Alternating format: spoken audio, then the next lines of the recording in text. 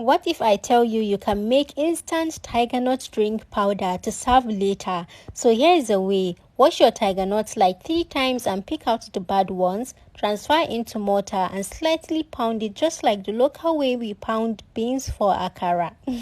Do the same for the dates and wash again. This process will help remove all the excess dirt and make sure to remove all the seeds for the dates. After all of that, I'm going to allow the tiger nut and the dates to completely dry. This took me 2 days. You can use a dehydrator to help dry faster if you have one. Now I'll be blending some cloves, ginger together with the dry tiger nut and dates with the help of my Phoebe blender, and just like that our instant tiger nut drink powder is ready. Just so when you want to serve, simply add the powder into a blender, water and milk. Sugar is totally optional. For me, I have added enough dates, you guys. So what do you think about this one? Do you like it?